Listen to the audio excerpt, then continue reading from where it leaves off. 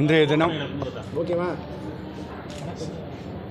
எங்கள் கட்சிக்காரர் சவுக்கு சங்கரை சைபர் கிரைம் போலீஸார் சிட்டி முன்னாடி எடுத்தது சைபர் கிரைம் ரூரல் எடுத்தாங்க.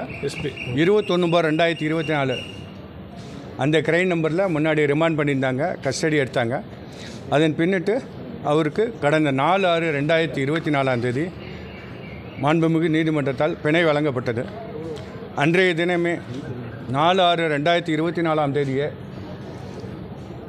சவுக்கு சங்கரை மேலும் ஒரு வழக்கில் குற்ற எண் 25/2024 சைபர் கிரைம் சிட்டி மாநகரம் அந்த வழக்கில் 6/5/2024 போடப்பட்ட எஃப்ஐஆரில் டிலேயாக 4/6/2024 அன்றைக்கி தான் வந்துட்டு ஃபார்மல் அரெஸ்ட் வச்சுருக்காங்க. அந்த ஃபார்மல் அரெஸ்ட்டு கொண்டு வந்துட்டு இங்கே இன்றைக்கி ரிமாண்ட் பண்ண கொண்டு வந்தாங்க. அதற்கு நாங்கள் வந்துட்டு எங்கள் தரப்பில் டிஃபென்ஸில் கடுமையான ஆட்சேபனை தெரிவித்தோம். ஒரு வழக்கில் பிரைமா பேசி ஒரு வழக்கில் இருந்துச்சுன்னா அதை ரிமாண்ட் பண்ணலாம். மற்றபடி ஒரே ஒரு அக்கரன்ஸுக்கு பல வழக்குகள் போடக்கூடாது அப்படின்னு ஏற்கனவே நிறைய சைட்டேஷன்லாம் கொடுத்துருந்தோம். இருப்பினும் பழைய வழக்கில் அவருக்கு பெயில் ஆகிடுச்சு கடந்த 4/6/2024. இப்போ லேட்டஸ்ட்டாக 2022 ஒரு சைட்டேஷன் கொடுத்துருந்தோம். அந்த வழக்கில் ஒரு புகார்தாரர் அவர் கொடுத்ததுக்கப்புறமா எத்தனை புகார்தாரர் கொடுத்தாலும் அவங்கள வந்துட்டு அந்த வழக்கில் சாட்சிகளாக தான் சேர்க்கணும், மற்றபடி புதுசாக வந்துட்டு எந்தவித எஃப்ஐஆரும் போடக்கூடாதுன்னு பாஸ் பண்ணியிருந்தாங்க. அதை மேற்கோள் காட்டி இன்றைய ரிமாண்ட் பண்ண அந்த வழக்கில் நாங்கள் பேசினோம், எதிர்ப்பு தெரிவித்தோம்.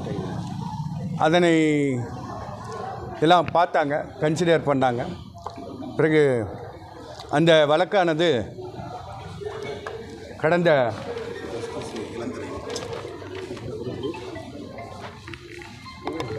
14/3/2022 ஜஸ்டிஸ் ஜி.கே. இளந்திரையன் அவர்களால் உத்தரவு பிறப்பிக்கிட்ட வழக்கு. அந்த வழக்கில் மிக தெளிவாக எத்தனை பேர் புகார் கொடுத்தாலும் முதல் புகார் கொடுப்பவர் வழக்கு பதிவு செய்யப்பட வேண்டும் என்றும் மற்றவர்கள் சாட்சியாக தான் அந்த வழக்கில் சேர்க்கப்பட வேண்டும் தெளிவாக குறிப்பிடப்பட்டிருந்தது. அதை கன்சிடர் செய்த ஜட்ஜ் அவர்கள் இந்த வழக்கில் பிரைமா பேசியிருக்கான்னு பார்த்தாங்க.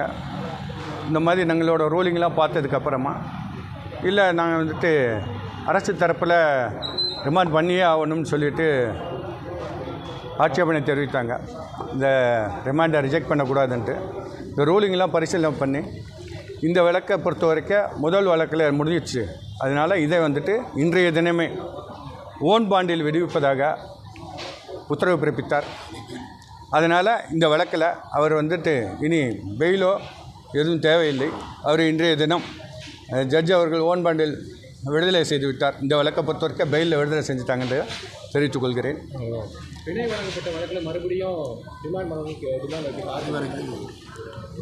பிணை வழங்கப்பட்ட வழக்கு அது வந்துட்டு வேறு கிரைம் நம்பர்.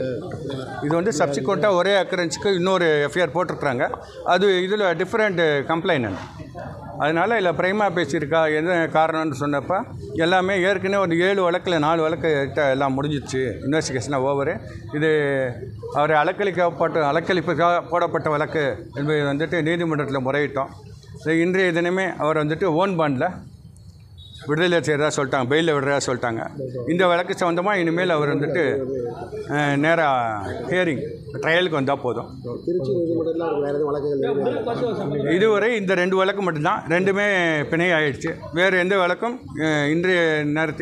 இன்றைய தினத்தில் நிலுவையில் இல்லை. அவர் அந்த கட்டு தனக்கு போடப்பட்ட மாவு கட்டு வந்துட்டு கடந்த 13/5/2024 போடப்பட்டது. இதுவரைக்கும் புழல் சிறையில் வந்துட்டு அதை மாற்றலை. கேட்டதுக்கு கோயம்புத்தூர் சிறையிலேருந்து எந்தவித மெடிக்கல் ரெக்கார்டும் வரல, அதனால் மாற்ற மாட்டோன்னு சொல்லிட்டாங்களாம். அதை நேரடியாக நீதிபதியிடம் முறையிட்டார். அதை அவர் பரிசீலனை செய்வதாக சொல்லியிருக்காங்க. அது சம்மந்தமாக என்ன நாளைக்கு தான் தெரியும்.